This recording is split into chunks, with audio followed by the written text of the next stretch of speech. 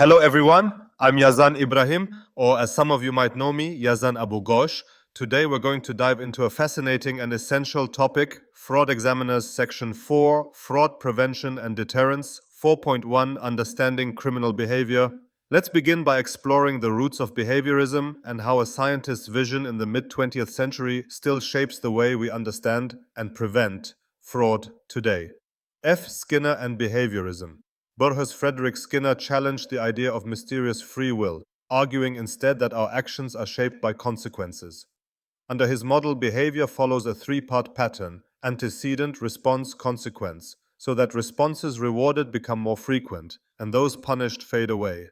Skinner's radical behaviorism insisted that even criminal acts could be analyzed and guided toward positive outcomes by adjusting their reinforcements. Walden 2, 1948. In his utopian novel, Skinner imagined a community where every habit and custom is open to experimental improvement. In Walden 2, daily life is orchestrated by a behavioral technology that rewards cooperation and discourages selfishness. Though controversial as science fiction at first, it planted the seed for applying behaviorist insights to real-world challenges, from parenting to workplace culture. Science and Human Behavior, 1953, Skinner's magnum opus laid the theoretical groundwork for treating human conduct as a science. He argued that complex social problems, from crime to poverty, cannot be solved by technology alone. We need a technology of behavior grounded in empirical principles. This text remains a cornerstone for anyone seeking to predict or alter human action systematically. Operant conditioning, the three-term contingency. At the heart of Skinner's framework lies the three-term contingency.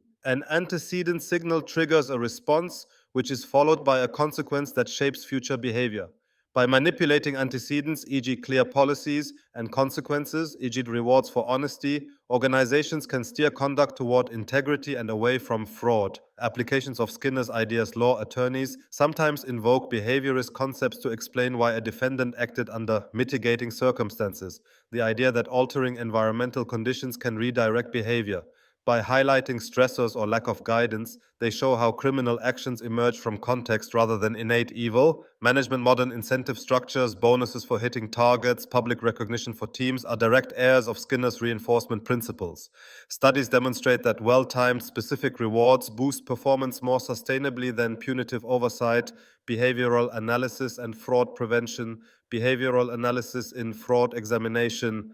Fraud examiners today sift through red flags, not just in numbers, but in patterns of behavior, unusually lavish vacations, reluctance to take leave, or attempts to obscure routine reconciliations. By mapping these signals to underlying motivators, investigators can anticipate schemes before losses mount. Importance of employment as a behavioral system. A workplace is itself a conditioning environment. Financial pressures, poorly defined roles, and low morale can all tip the balance toward misconduct. Recognizing the job as a system of antecedents and consequences allows leaders to fine-tune policies that promote transparency and fairness. Punishment versus reinforcement in fraud prevention. Effectiveness of punishment. Skinner showed that punishment often only suppresses behavior while supervision is present and can breed resentment. Relying solely on fear of reprisal leaves organizations vulnerable when oversight lapses. Positive reinforcement, offering tangible rewards, bonuses, extra vacation days, public accolades for honest reporting and process improvements, makes transparency pay off. When employees see integrity as a path to real benefits, it becomes deeply ingrained. Negative reinforcement, removing negative stimuli such as burdensome audits. Once a department meets compliance standards, can also reinforce good practices. It transforms compliance from a chore into a gateway to autonomy, alternatives to punishment. Modify stressors. Providing financial counseling or flexible scheduling can alleviate the pressures that drive fraud. Strengthen controls. Multi-level approvals and randomized reconciliations remove opportunities for misdeeds. Encourage incompatible behaviors. Spotlighting acts of generosity or whistleblowing sends a clear message that integrity is valued. Behavioral conditioning in fraud prevention. Role of emotions. Anger, frustration, or job dissatisfaction can prime individuals for misconduct. Fair compensation, meaningful recognition, and open communication channels help stabilize emotional climates and reduce risk. Internal controls.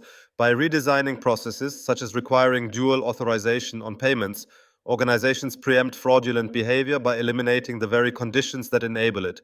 Conditioning opposite behaviors, reinforcing honesty.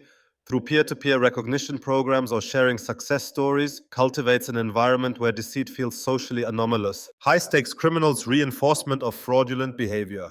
For those chasing massive illicit gains, money becomes a generalized reinforcer, symbolizing freedom and power. Ordinary deterrents often fail against this level of conditioning.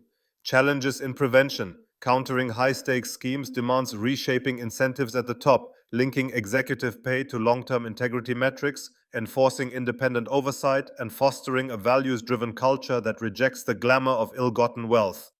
Why people obey the law? Instrumental perspective. Some comply to avoid punishment, calculating risks and benefits in classic utilitarian fashion. Certainty and swiftness of penalties matter more than severity alone. Normative perspective. Others follow rules because they align with personal morals and beliefs about fairness. This voluntary compliance often proves more stable than mere fear of sanctions.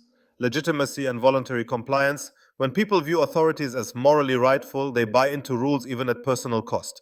Legitimacy thus reduces enforcement burdens and fosters enduring cooperation. Procedural justice and authority. Legitimacy, procedural justice, fairness in decision making. Treating individuals with respect, giving them a voice, and applying rules consistently shapes perceptions of legitimacy and boosts compliance more than favorable outcomes alone. Process control versus decision control. Being heard, process control often outweighs direct influence on results, decision control. People value the opportunity to present their case even if the outcome isn't ideal. Leventhal's 6 criteria: consistency, suppression of bias, accuracy, representativeness, correctability, and ethicality compose a blueprint for fair procedures, whether in courtrooms or corporate boards. Key insights from Tyler's Chicago study. Tom Tyler's research revealed that when individuals perceive legal encounters as respectful and impartial, their willingness to obey spikes, even if they lose the dispute. Theories of crime causation. Psychological theories.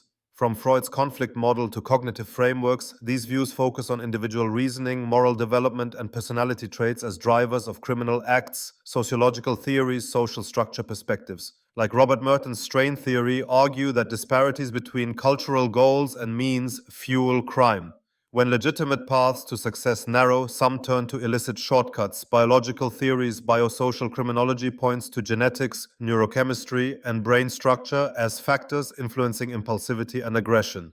Though never the sole cause, biological predispositions interact with environments to shape risky behavior. Key theoretical concepts: differential association. Criminal norms are learned through close associations. Excess exposure to pro-criminal attitudes tips the balance toward offending. Social control theory. Strong bonds to family, community, and conventional institutions deter crime.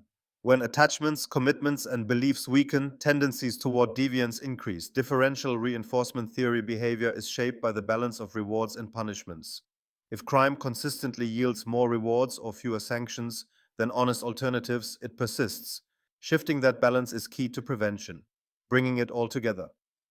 Fraud prevention isn't a single policy or tool, it's a living ecosystem of culture, controls, and conditioning. By understanding why people commit fraud, how to guide behavior through reinforcement, and why fairness and legitimacy sustain compliance, organizations can erect a resilient defense. From Skinner's laboratory to Tyler's Chicago streets, these insights fuse into a powerful narrative. Integrity isn't innate, it's cultivated. Carry these principles forward, test your controls, celebrate honesty, and design processes that feel fair. In doing so, you transform anti-fraud efforts from a checkbox exercise into a vibrant culture where ethical behavior thrives. Thank you for watching, and as always, continue learning. Stay curious, and we'll see you next video.